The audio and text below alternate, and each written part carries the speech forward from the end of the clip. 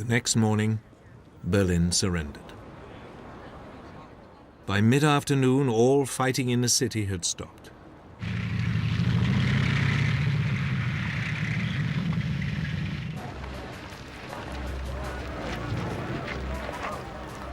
Across the country, the pace of the German surrender now gathered momentum.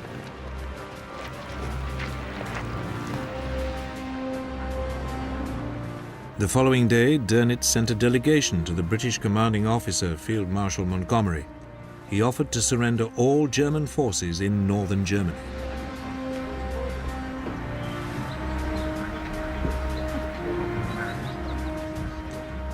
Montgomery sent a reply saying he didn't have the authority to accept a surrender on behalf of the Americans or the Russians. He could only accept the surrender of those troops fighting him. Dönitz had no choice but to agree to Montgomery's terms. But that left Germany still fighting in the rest of the country.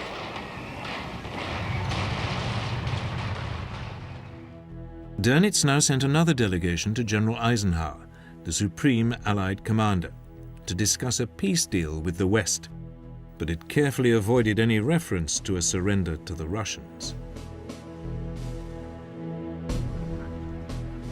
Eisenhower rebuffed him and insisted that only the unconditional surrender of all German forces was acceptable.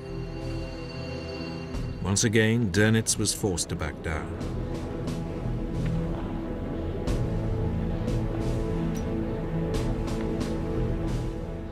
At 2:41 in the morning of May 7, 1945, at Eisenhower's headquarters in France, General Alfred Jodl, Hitler's chief of operations throughout the 6 years of war, signed a document of unconditional surrender.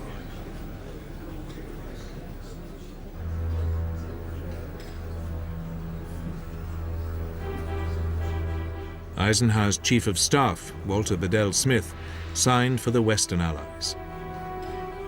General Ivan Suslopurov signed for the Soviet Union. The only member of the Allies' side not happy with the arrangement was Stalin. The Soviet Union had suffered too much to miss out on its own humiliation of the Germans. So Stalin countermanded Suslopurov and declared Russia would only accept a surrender in Berlin.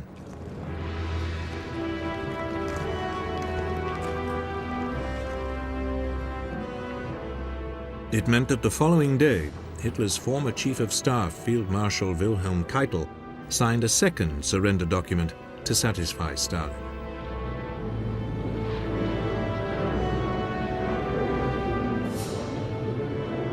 Marshal Zhukov signed for the Soviet Union, with Air Chief Marshal Sir Arthur Tedder signing on behalf of the Western Allies.